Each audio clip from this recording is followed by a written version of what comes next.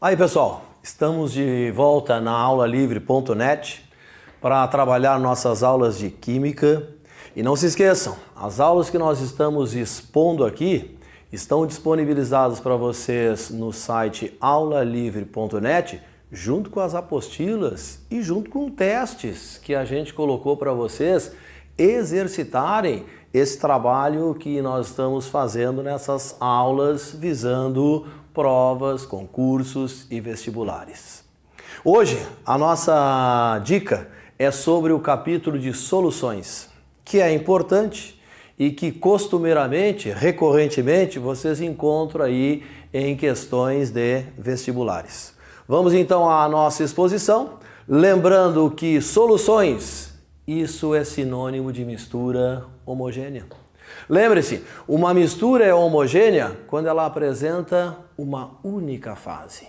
E lembrem-se também que na formação dessa mistura homogênea, vocês deverão ter no mínimo duas substâncias distintas que não reagem entre si. Uma não pode reagir com a outra. Dessas duas substâncias que vocês têm no preparo dessa mistura homogênea, uma delas vai ter a função, a capacidade de dissolver uma outra substância. Essa que tem a capacidade de dissolver, disseminar, separar, é o solvente. Aquela outra substância que nós temos presente na mistura, aquela que vai ter as suas partículas separadas, disseminadas, dissolvidas, essa é o soluto.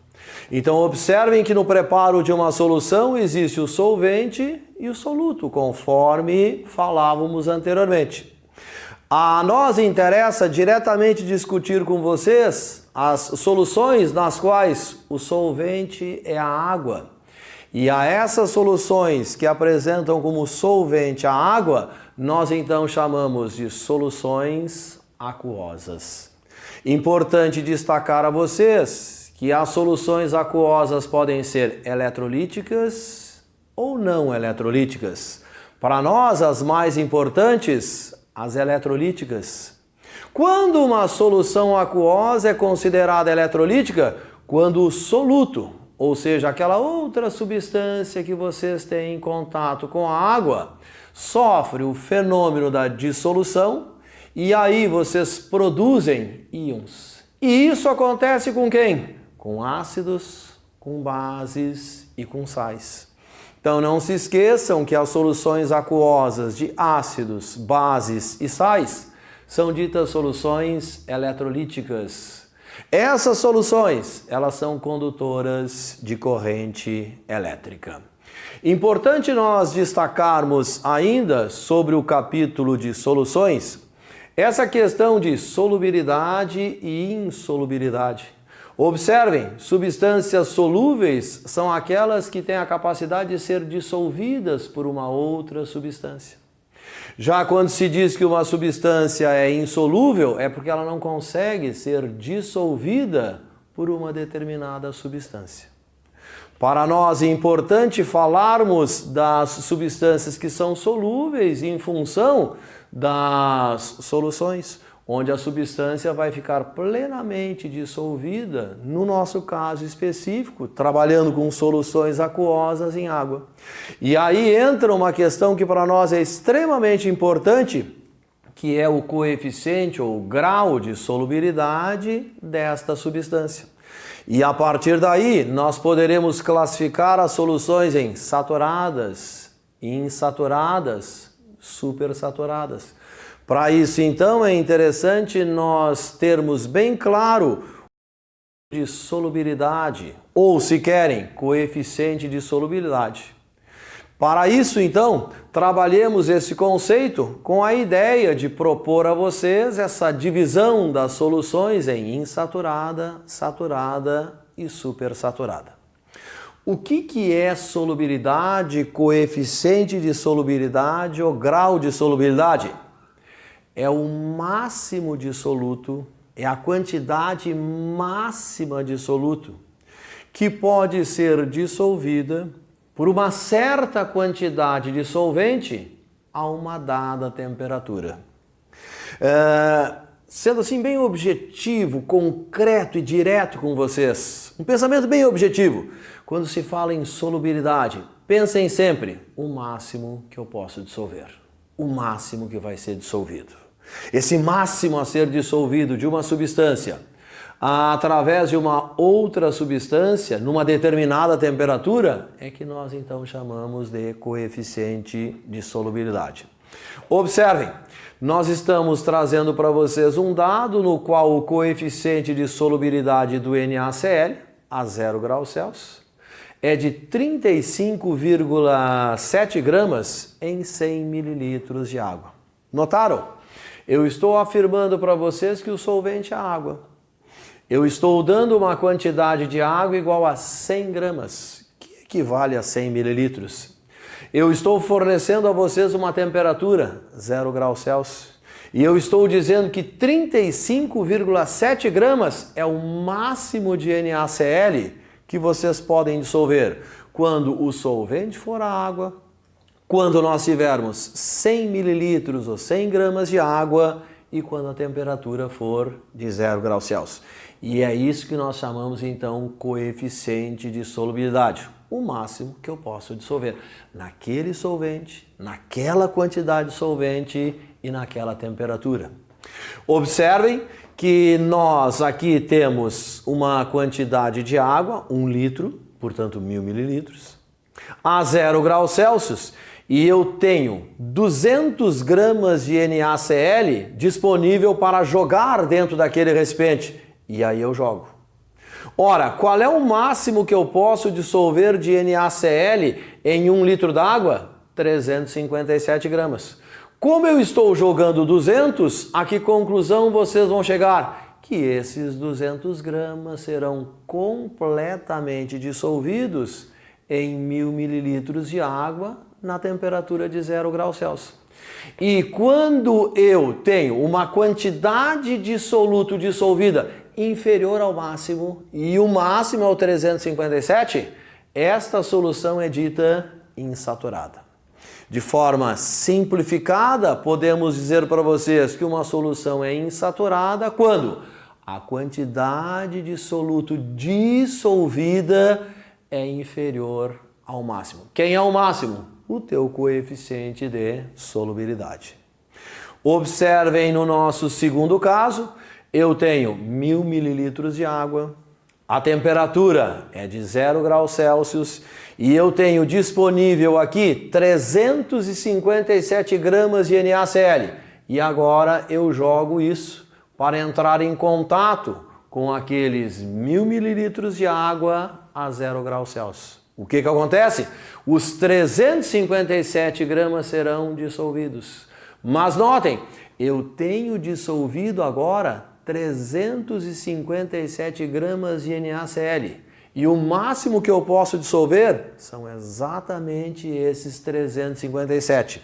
O que eu observo agora é que eu tenho dissolvido o máximo de NaCl em 1000 mililitros de água na temperatura de 0 graus Celsius. Isso significa dizer agora que a minha solução é saturada.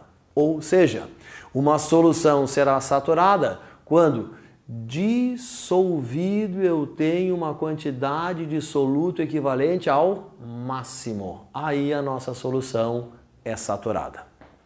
E, num terceiro exemplo, trago para vocês a possibilidade de, em 1000 mililitros de água a 0 graus Celsius, eu jogar 400 gramas de NaCl. O que vai acontecer? Ao jogar os 400 gramas de NaCl em 1000 mililitros de água a 0 graus Celsius, daqueles 400, 357 vão se dissolver. Consequentemente, vocês passam a ter 43 gramas não dissolvidas. E esse não dissolvido, vocês vão observando, vai lá para o fundo do recipiente e fica na forma precipitada. Notem, qual a quantidade máxima de NaCl que eu dissolvi? 357. Quando temos então o máximo de soluto dissolvido, nossa solução é saturada. Importante vocês observarem também que nós podemos trabalhar essa questão da solubilidade, essa classificação saturada, insaturada, através de gráficos que são chamados de curva de solubilidade. E nós estamos apresentando a vocês esse famoso gráfico, curva de solubilidade, no qual a gente vai mostrando a solubilidade de uma substância em função da temperatura. Vocês observam que há substâncias que com o aumento da temperatura, elas vão aumentando a sua solubilidade. Há outras substâncias que vocês observam, o aumento da temperatura vai provocando uma diminuição em sua solubilidade. Quando eu aumento a temperatura e a solubilidade também aumenta, vamos então dizer que esse processo de dissolução é endotérmico. Dissolução endotérmica é quando nós, aumentando a temperatura, vamos aumentando a solubilidade. Se nós aumentarmos a temperatura e a solubilidade de uma substância diminuir, a esse processo de dissolução nós vamos então classificar como exotérmico. E lembro a vocês que, dada uma curva de solubilidade, nós podemos verificar qual é o máximo de uma substância que nós temos solúvel numa determinada temperatura. Marquemos uma temperatura, vamos encontrar a curva de solubilidade dessa substância e vamos fazer aqui a leitura da massa máxima que aquela substância tem para ser dissolvido. Observem que aqui sempre se fará o registro de quem é o solvente e da quantidade de solvente que nós temos. Como trabalhamos em provas e vestibulares com soluções aquosas, vocês terão aqui a indicação da água. E junto haverá a indicação da quantidade de água que eu tenho.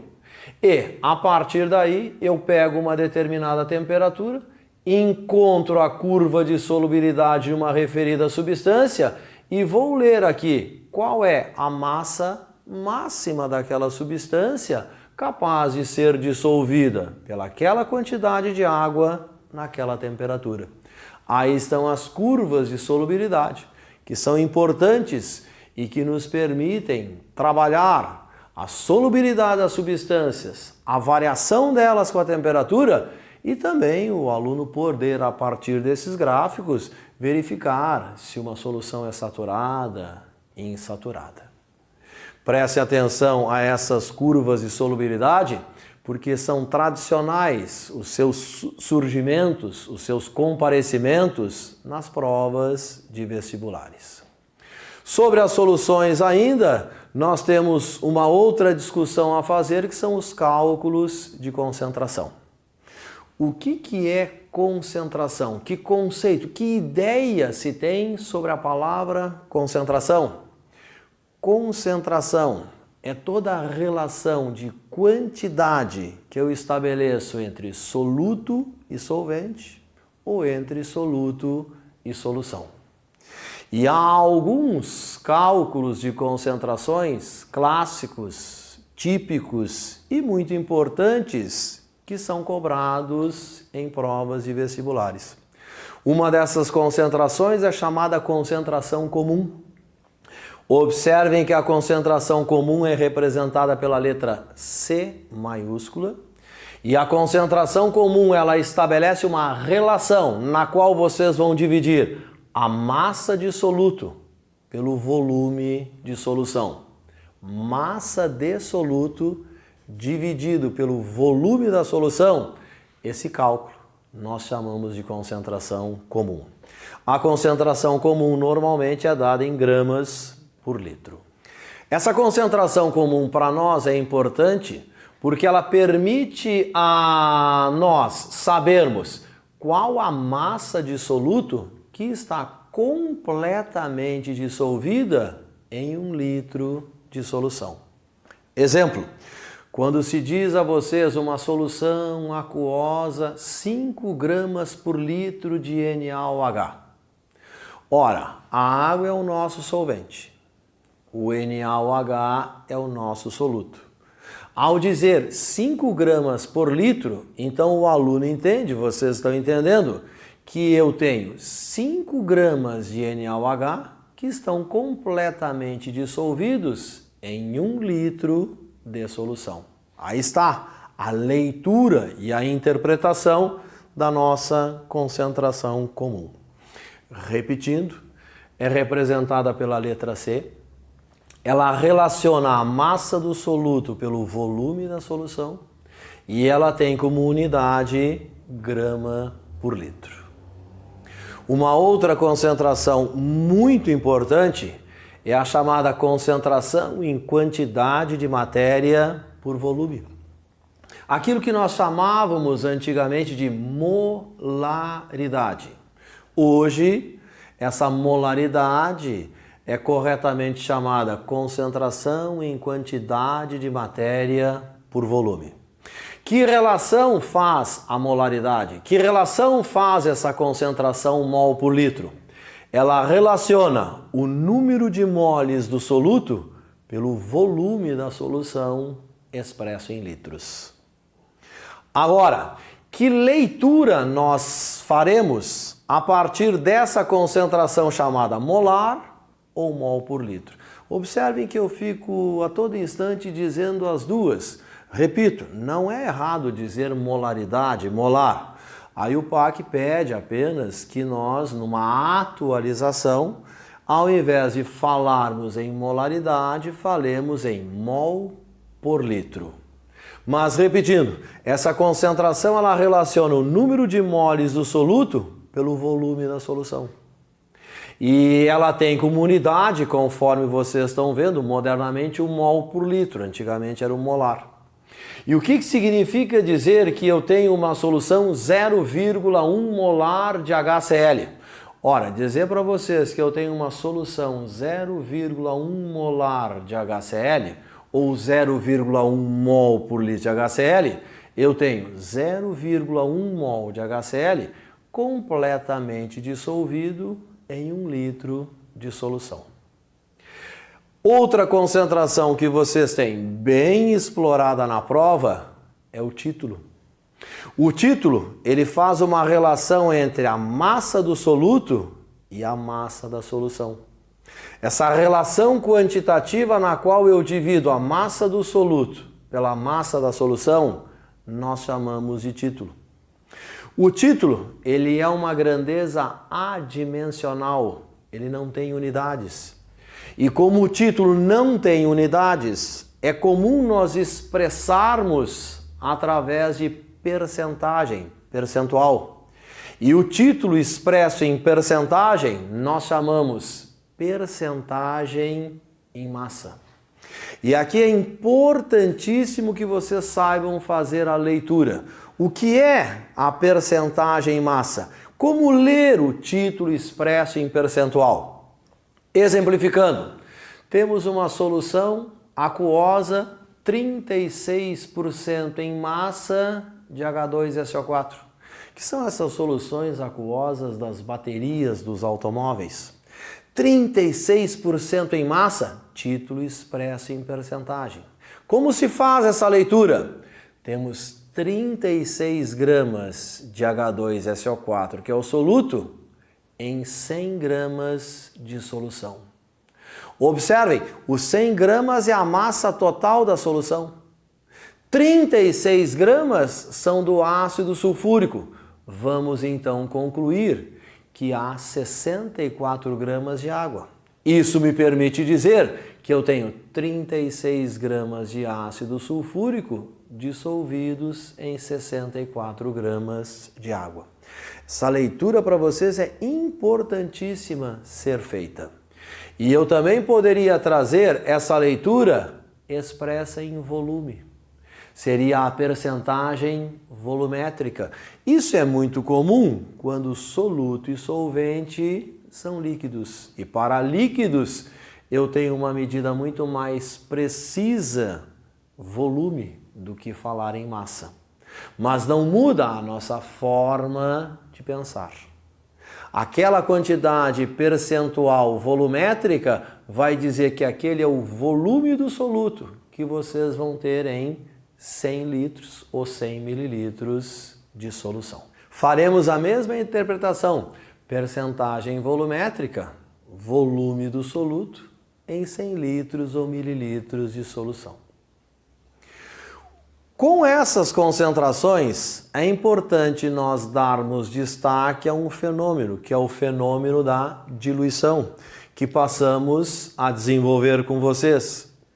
O fenômeno da diluição propõe a nós diminuirmos a concentração de uma solução. E como é possível diminuirmos, reduzirmos a concentração de uma solução? Através do acréscimo de solvente. Como trabalhamos com soluções aquosas, o solvente é a água. Então, à medida em que a gente acrescenta um certo volume de água a uma solução aquosa, nós estamos diluindo, nós estamos diminuindo a concentração desta solução. Nos cálculos de diluição, vocês sempre vão usar essa expressão, concentração inicial vezes volume inicial, é igual a concentração final vezes o volume final. Essa diferença entre o volume final e o volume inicial é exatamente o quanto de água nós acrescentamos para então diminuir a concentração daquela solução, portanto, para fazer a diluição da mesma. Mostramos a vocês na aula de hoje tópicos importantes sobre o capítulo de soluções. E tenham certeza que vocês vão se deparar com uma ou até com duas questões sobre a discussão do que nós fizemos na aula com vocês hoje. Siga o aulalivre.net nas redes sociais e fique por dentro de tudo o que acontece em nossos cursos: YouTube, Twitter e Facebook. aulalivre.net, seu portal de cursos grátis.